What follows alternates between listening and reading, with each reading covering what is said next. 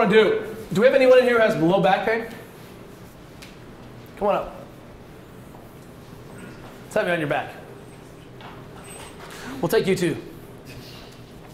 So, hands by your side.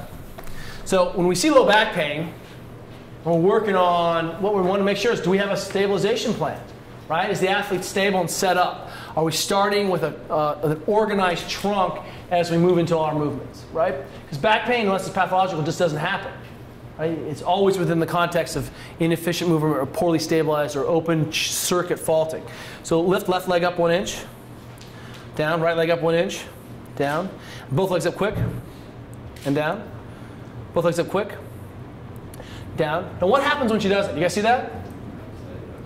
So she fires these very, very powerful hip flexors.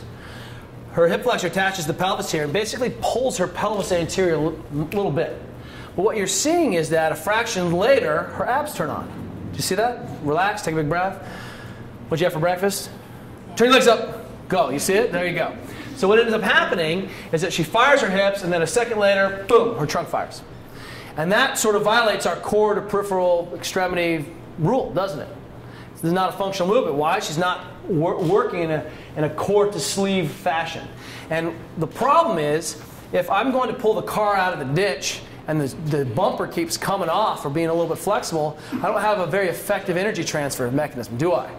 And so from a pure mechanical advantage, if her pelvis isn't stable, the hip flexor can't do its job very effectively. In fact, as soon as it tilts forward, we're overextended. We've lost that length-tension relationship. The hip joint doesn't stabilize as effectively.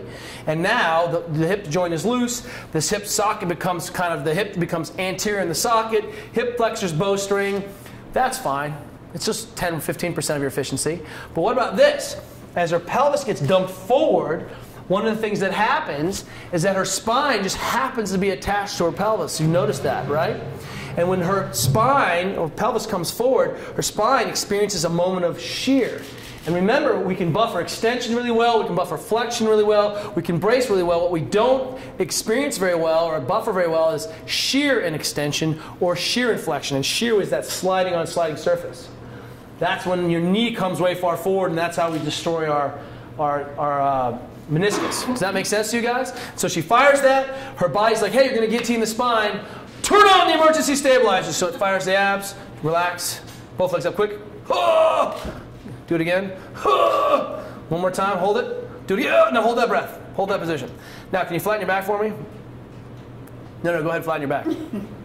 Can she? Why not? She's already loaded, right? She's got 500 pounds on her back, or 1,300 pounds on her back, right? Miss Thompson.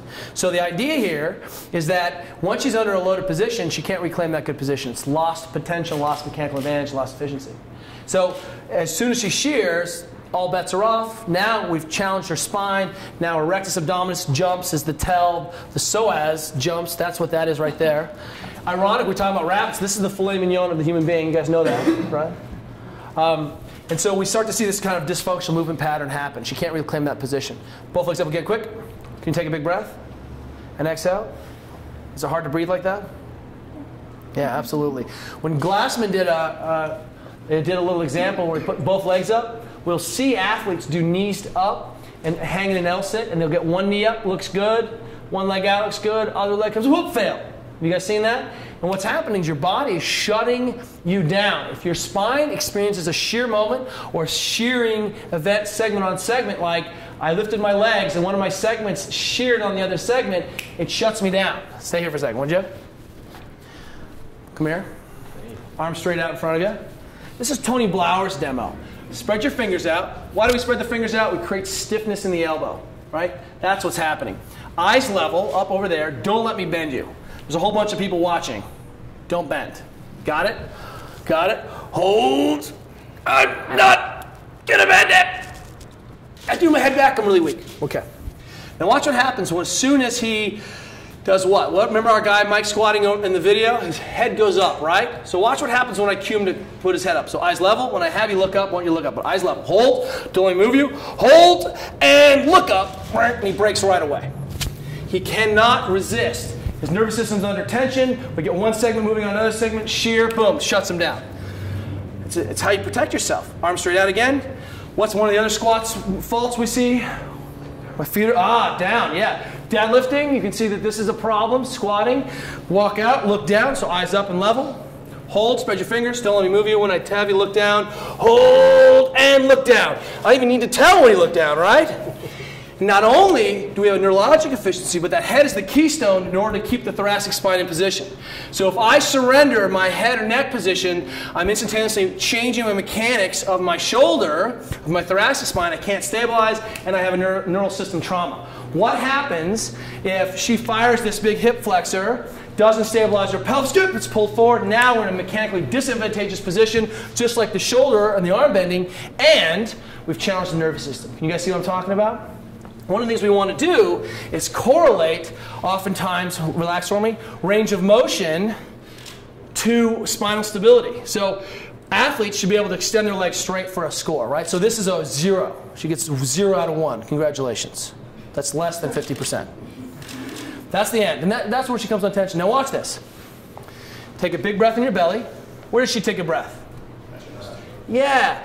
CrossFit and metabolic conditioning is such a potent tool because we're training and challenging our athletes to become stable, to create spinal stability, and by the way, you're going to have to breathe also, because that's what sport is, right? Yeah, pick this heavy thing up and then run over there and make sure you don't screw up your back and you can still stay tight. So what happened was she's like, I can get tight. Good, I'm tight. We're all going to do that. I have to do 2 reps. 21?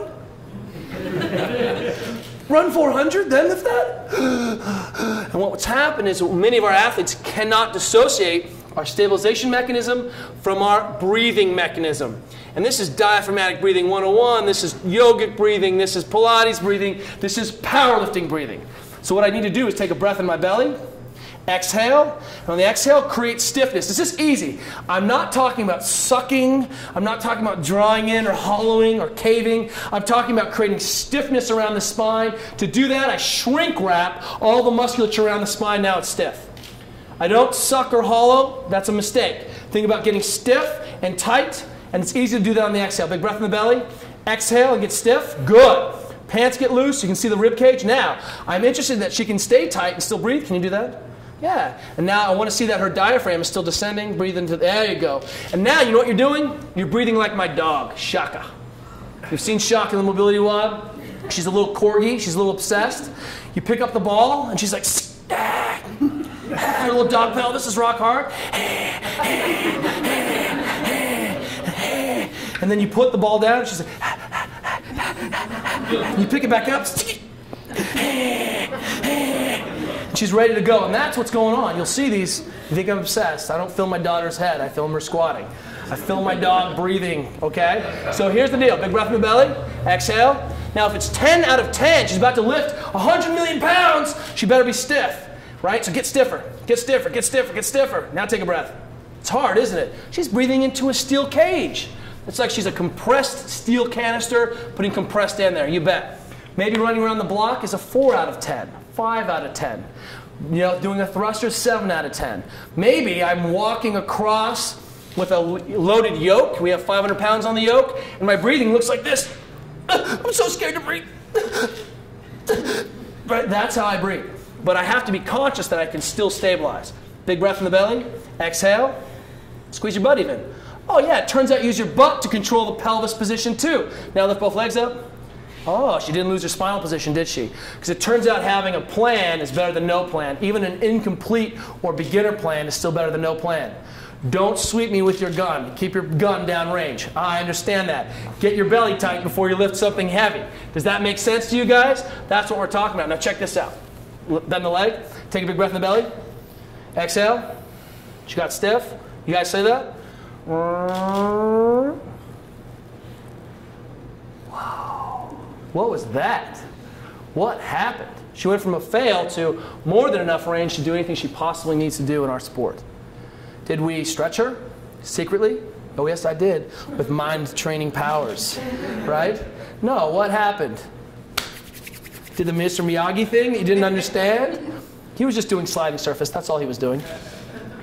What happens is that she got her spine stable, Her system doesn't perceive that as a neurologic threat. The spinal nerves that exit the spine are not being jerked around by the overextension of the joints, and suddenly we break the short feedback loop, and the meat tunnels become loose. Hamstrings open up, quadriceps open up, because basically big femoral nerve and sciatic nerve are running through these tunnels, and the fastest way to protect the nerves at the spine is to shut them down downstream. Step on the HDMI cable and it stops jerking around your TV, right? You guys see what I'm talking about?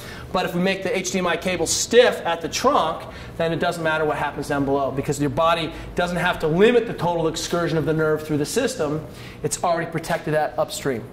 And so this is why we prioritize midline stabilization in front of mobilization, because it solves a lot of problems, solves a lot of mechanics. Will you come sit up for me? Oh, fail. What did she do? What did she do? Totally, I'm so good at this. And then she was like this. Oh, the alien's coming out of my chest. Right? That's what you did.